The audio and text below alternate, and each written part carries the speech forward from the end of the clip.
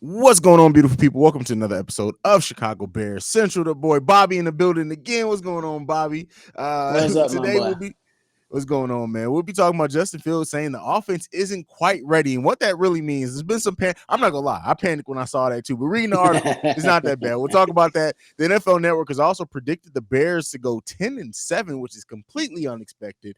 Matt Eberflus also said he's not ruling out Jenkins or Borum being the right guard. We'll talk about all that and some more on today's Chicago Bears Central. You are now tuned in to Chicago Bears Central, your number one place for all Chicago Bears news and content.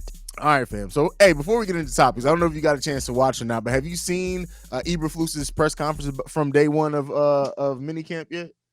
I did not.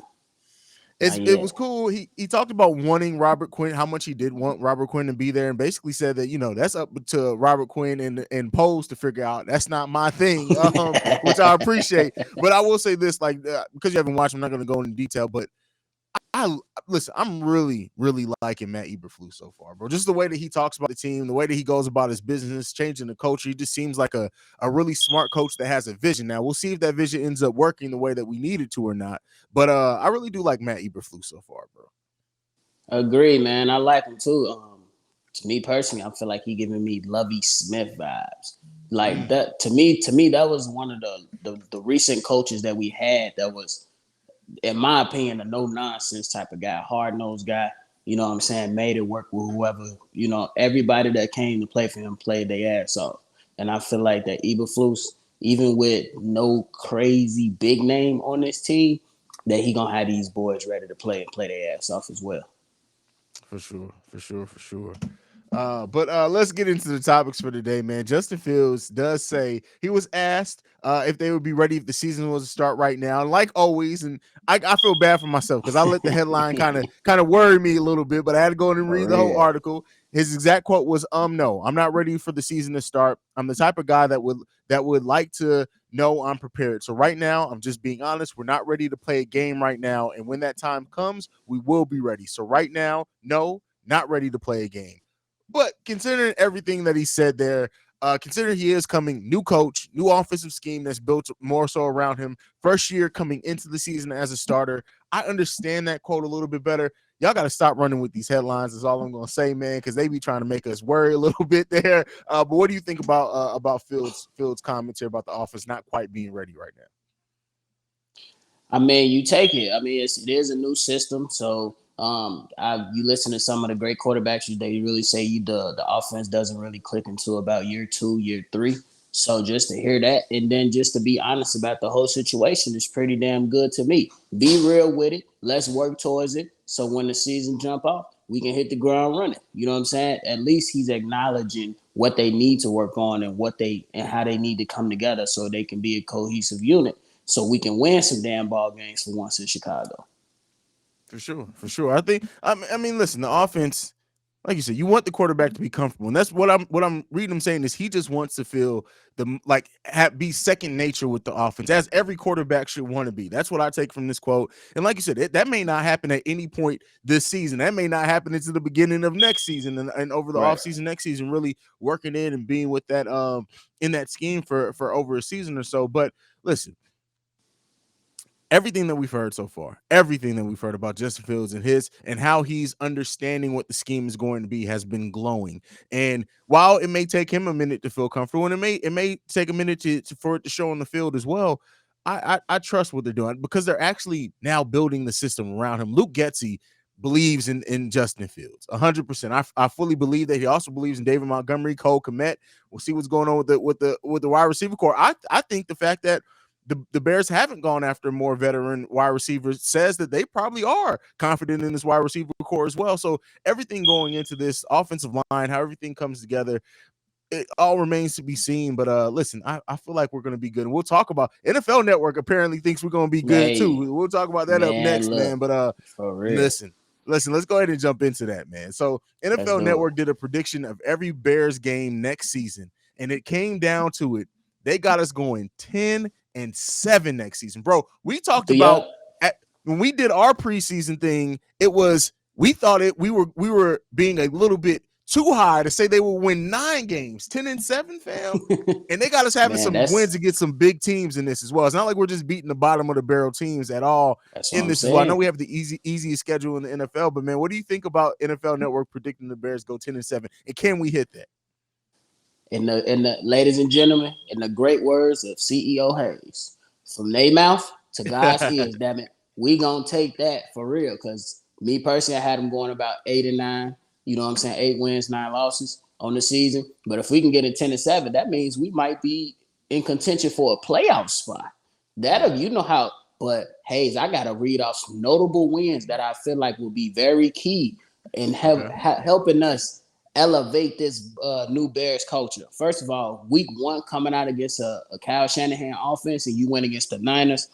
Then we got a hard-nosed defense in the Commanders. If you beat them, and then you beat, bro, you can't bat an eye. We know the Cowboys, they be tripping, and when the playoff time come, but we know these guys got an offense that, you know what I'm saying, you got to look out for. So a win against them, but hey, this one right here had me hyped. I've been saying it the whole time, whole damn offseason. Week 13 against Green Bay, we gonna look. If they pull that off that's at home. Yeah. That's week 13. We should have some cohesion on the offense. We should at least should have an identity established. Look, that live gonna be lit, my brother. That live gonna be lit. For sure. What's interesting, so they got us basically opening 2-5, 2-3, I'm sorry, in our first 5 games, which okay, that makes sense. Wins against San Francisco, wins against Houston, losses against the Packers, Giants, and Vikings. Which Vikings, come on, I think we can beat the Vikings, but nonetheless, I'm gonna leave that alone. But then they got us winning against the Jets, the Packers in week 13, losing against the Eagles, losing against the Bills, winning against the Lions, because absolutely we can beat the damn Lions, and then winning Real. against Come on Minnesota now. as well. I'm just looking at this, man, like that's crazy, bro. They got it. They set us up pretty nicely. Man, I like it, man. I mean, it's basically Yeah. saying that we're gonna split between our division rivals. That's fair. We'll take that.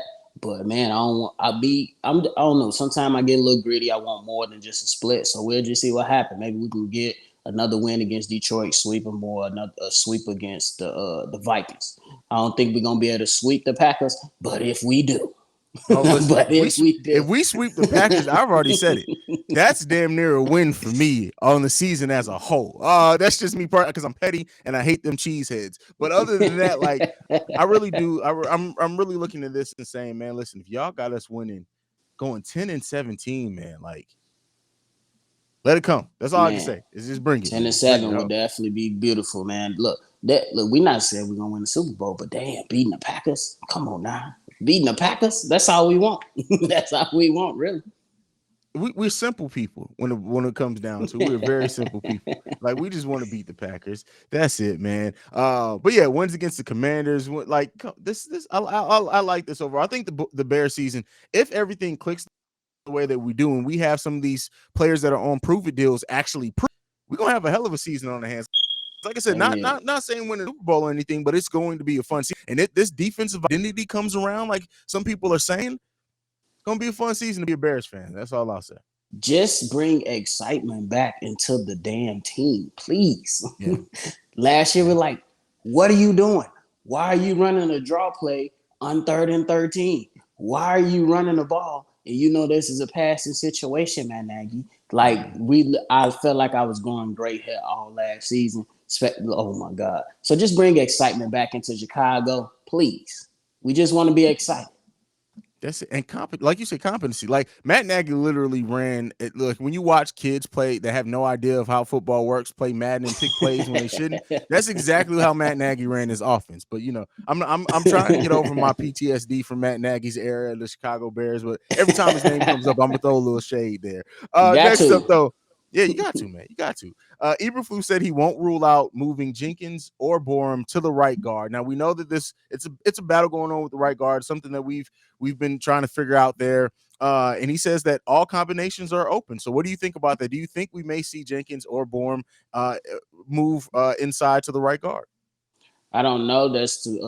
We just gotta wait to see what happens. But I like that these coaches They're doing everything in their power to better this damn offensive lineman. They drafted so many offensive linemen. They done picked up some up in free agency. They had some on the team, and they switching people in, switching people out, moving people first team back to the second team. And to me, that's a hopefully it's a great sign. You know what I'm saying? I'm not gonna jump the gun on that, but I'm just happy to see that these guys are not just saying, yeah, we're gonna figure it out. We're gonna figure it out. They actually are putting things into motion to see what combination, you know what I'm saying, will be best to keep Justin Fields upright, because now there's some rumblings that the fifth rounder, Braxton Jones, is putting some pressure on Tevin Jenkins. That's competition you want to see, that you want to hear. You want to hear that these guys are putting the best players in the best positions to make this team better.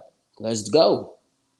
Yeah, I mean that's what it is, and at the end of the day, like everything needs to be earned from everybody. Nobody deserves to just get anything. And you may unlock something moving players to different positions. Jenkins already talked about, like he's played a little bit of everything, especially in college and high school. So like you never know what you're gonna unlock with different combinations. I just like the fact that Eberflus is looking at everything, right? And using the training camp and everything from the start of the season, probably going to be using preseason as well to really take a look at what combinations of what players bring out the best, because we know Justin Fields needs to be protected, period, point blank. Facts. Don't no need to say nothing else after that. Facts. That's it. Facts. Let's go ahead. Last topic of the day, man. So Justin Fields and Darnell Mooney apparently built up a little friendly competition when it came to working at the Hollis Hall, man, which is huge. And doing some things, lifting or whatever. At the end of the day, and not even to make it about the friendly competition between the two, the chemistry between these two literally could be the backbone of the Bears offense. What do you think about just everything that we've seen from Justin Fields and Darnell Mooney over the course of this offseason? The chemistry that they worked in a little bit of time. It seemed like they worked some chemistry even last season in the time that Justin Fields did play, even though Justin Fields was trying to fight for his life every time he was out there on the field because of what Matt Nagy had planned for him. But what do you think? What do you think this chemistry is going to bring out the best in both players this season? I think it's gonna bring both players out to perform. You know what I'm saying? Hold each other accountable as well. I like what we did on the last show. I said that Darnell Mooney can, have a little stretch of seasons to where he can compare it to a T.Y. Hilton just because of the measurements of his height and his body weight and stuff like that. And so when you build something between those guys, it's gonna be, we're gonna be anxious to see it, simply because, look, we know Allen Robinson was pissed off when because Jay Fields kept looking Darnell Mooney way. And it was evidence in the play. Like, there are plays to where you'll have Fields scrambling out of the pocket, and Allen Robinson, he giving up on the block. Like, no. So, and I just want to throw this out there real quick too. I also think that the relationship between him and Cole Kmet needs to be, strengthened as well. There was an article out there that said Cole Kmet, after the Pittsburgh game where Justin Fields brought them back, but they couldn't secure the win, Cole Kmet was like, hey, you balled out. We can build off this. So that's just two. I think those two players would be essential for this offense. Yeah. I agree with the Cole Kmet thing too. Like we talked about it, Cole Kmet, he just needs to get in the end zone. That's really what it all boils down to. He needs to get in the end zone, and that comes down to the offensive scheme as much as him, because he did this thing. His yards per reception were fucking amazing last season. So to bring that in, more competent offense, man. So we everything goes on, and then even to throw in Montgomery in there as well, who did report to camp. Definitely. Like all that thing it's the chemistry that happens on this offense, because we don't have necessarily the offense on paper you look at and you think, hey, these players are going to kill it. The chemistry between them and the scheme and how they grasp that scheme and how Justin Fields runs it and understands it, it's all going to be important to like getting the most out of this. And, it does start with the quarterback and their receiver, and then filters out to everything else. And it makes you feel good, right? Because when's the last time we had because even Cutler with Brandon Marshall. Yeah, Brandon Marshall. like I know they played together beforehand and stuff, but when Brandon Marshall finally came here, it never seemed like they quite had that type of personality at all. It honestly seemed like Brandon Marshall was almost like, hey, motherfucker, what are you doing? He was ready to whoop him up. He was ready to beat him up plenty of times. You could tell. Yeah, so it's important to build that chemistry, man. It's just ultimately good to see them continue to do that, and it's a good time to be a Bears fan, man. But that's it that I got today. You got anything else, Bobby? Just Hey, I want to just touch wanted on? to say, man, shout out to Eberflus. That man, I ain't see the press conference, but for him to go out there and say, "Look, that's on pose. That ain't my job. My job is to make sure the people that's here ready to go." To me, that shows leadership. You know what I'm Yeah, saying? And then that also shows that he's trusting Ryan Poles too.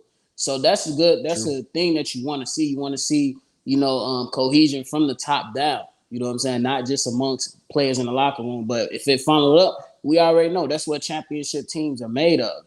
All the cohesion starts from the top and funnels all the way down. So that's my last thing. But y'all know what to do. Go ahead and hit me and Cognac Boy C Dub on the Shot Bulls podcast where we talking them Bulls and we putting out this work. And then check out our main man, Haize, that CEO Haize on all social media platforms, holding it down right here on Bear Central, and then giving y'all that work on Chicago Bulls Central as well. Let's get it. You already know. Make sure you also follow me personally if you want to at CEO Haize. You can follow us collectively at Shy Bear Central. You can send us any feedback, questions, comments, concerns. Chicago Bear Central at gmail.com. And lastly, text voicemail 773-270-2799. We'll see you lovely and beautiful people tomorrow. I don't know if Bobby's going to be able to make it tomorrow. I'm not going to lie to you, bro. I've been enjoying you being on these daily episodes with me. Hey, I'm Just doing trying them to by get myself it. is a little weird from time to time. But we will see you beautiful people tomorrow, man. Bear down. Peace, y'all. Yes, sir. This has been a presentation of the Break Media.